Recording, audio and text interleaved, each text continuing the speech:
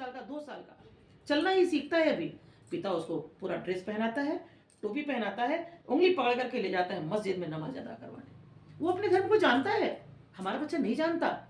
हमारा बच्चा इतना ही जानता है कि मंदिर में एक चित्र रखा हुआ है, हमारी माँ, हमारी दादी उठ करके दीपक जला देती है, आरती कर लेती है।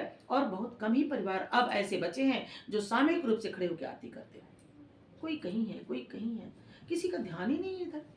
हम बच्चों में परंपरा लाएंगे कहाँ से?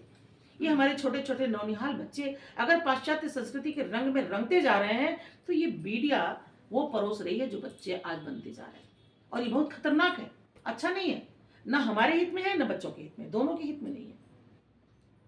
आज एक प्रवचन सुन रहे थे, उसमें कह रहे थे महात्मा जी कि आयु दर इतनी घट गई कि आप जैसे लोग देखने को नहीं मिलते, अब तो नहीं मिलते।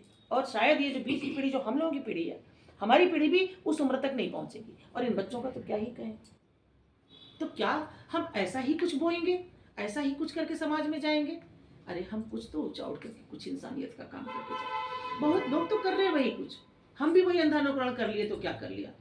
हमने कैंडल बुझा दी अगर केक काटते समय, तो हम क्या कर रहे हैं? हम तो फॉलो कर रहे हैं पाश्चात्य देशों को। हमारे देश की भारतीय संस्कृति, हमारी परंपरा कहती है, हमारी परंपरा कहती है कि दीपक जलाओ।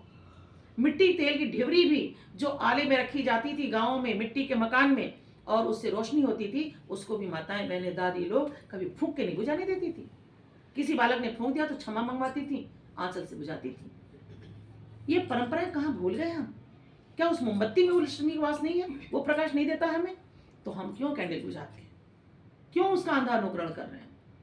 क्यों? आज भारतीय संस्कृति गर्त में जा रही है और हम सभी बनारस के वासी जो पाश्चात्य देशों से बहनें आती हैं, माताएं आती हैं, भाई आते हैं, हम देखते हैं। वृंदावन चले जाइए ना,